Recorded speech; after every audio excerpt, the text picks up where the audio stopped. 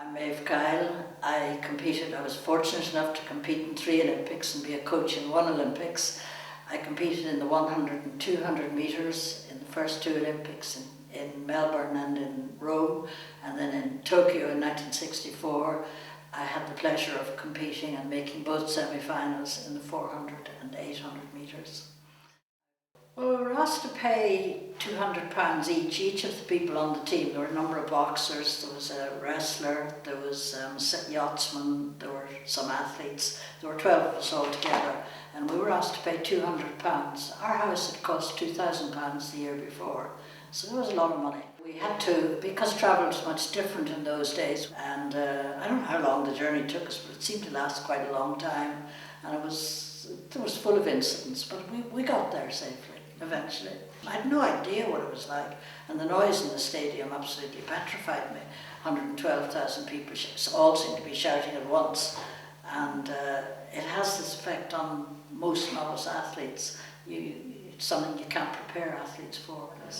I was absolutely thrilled to bits to be there, and living in the same village, in the women's quarters of the same village, that world figures that in all sorts of sports, in almost every sport, were there, and we were having breakfast at the same table, and I was fascinated every day as to who I'd be sitting down beside today, not from choice, but just whoever was there, because that's what an Olympic village is like. Everybody's very equal, and you see each other all the time, and it was great.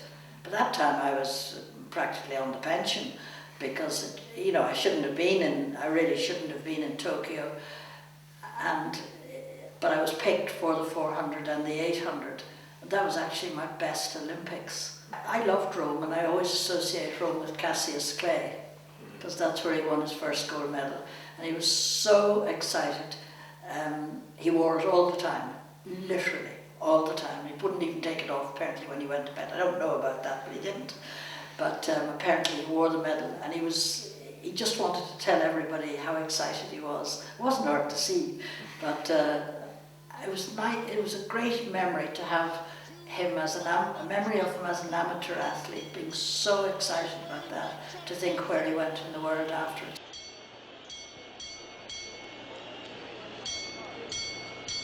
Wearing white trunks, former world heavyweight champion also, Mr. Muhammad Ali. But through coaching, if I could help young people to be better at whatever they wanted to be better at, that would be my return, that would be my payback time. And so I've been coaching ever since. I suddenly got selected to go to the Olympics again, this time as a coach. And in many ways I was possibly more thrilled about that, but the very fact that I know of so many of the athletes competing, both for Ireland and for UK, and indeed for some of the other countries, and I've seen them come up from being youngsters competing in the Celtic International here and other games that we've had in Ireland. It gives you a very special interest in games as close to home, and I think most people feel that it is like having the Olympics in your own backyard.